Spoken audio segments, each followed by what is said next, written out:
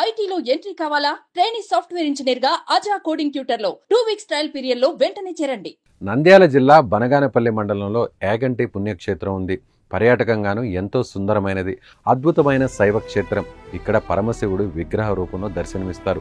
బ్రహ్మంగారు తన కాలజ్ఞానంలో కలియుగ అంతంలో ఆలయం ముందున్న నందీశ్వరుడు కాలు దువ్వి రంకె వేస్తాడని, అది భూమండలం దద్దరిల్లేలా ఆ రంకె ఉంటుందని తెలిపారు.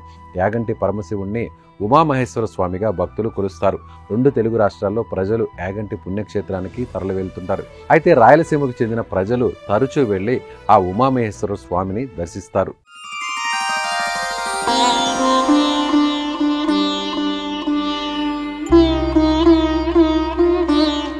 అనంతపురం జిల్లా గుంతకల్ మండలం పాత కొత్త చెరువు గ్రామానికి చెందిన సురేంద్ర కూడా వెళ్ళాడు. అతడి వయసు 26 ఏళ్లు. తన 10 మంది స్నేహితులతో కలిసి యాగంటికి వెళ్ళాడు. యాగంటిలో ఆలయాన్ని చక్కగా అందరూ కలిసి దర్శించుకున్నారు. చుట్టుపక్కల ప్రాంతాలను సందర్శించారు. యాగంటికి వెళ్లిన వారందరూ ఆలయ ప్రాంగణంలోనే కోనేరులో స్నానం చేస్తారు. యాగంటి దర్శన అనంతరం పెద్ద కోనేరులో తన స్నేహితులతో కలిసి ఈత కొడుతూ సరదాగా గడిపాడు. అంతటితో అయిపోతే బాగానే ఉండేది. కానీ నీటిలో ఈత కొడుతూ వారిలో ఉత్సాహం పెరిగింది. కోనేటిలో మునిగే పందెం వేసుకున్నారు. ఆ పందెం ఏంటంటే ఎవరు ఎక్కువసేపు నీటిలో ఉంటారో వాళ్ళు గెలిచినట్లు అన్నమాట.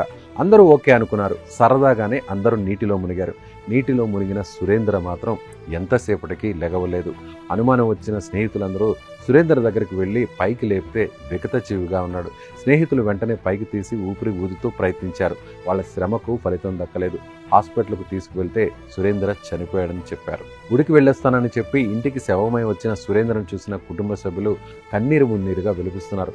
ఆడేపాడే వయసులో జీవితం ఎంతో బాగుంటుంది, కానీ అదుపు తప్పితే అంతే దారుణంగా ఉంటుందనేది ఈ ఘటన బట్టి చెప్పవచ్చు.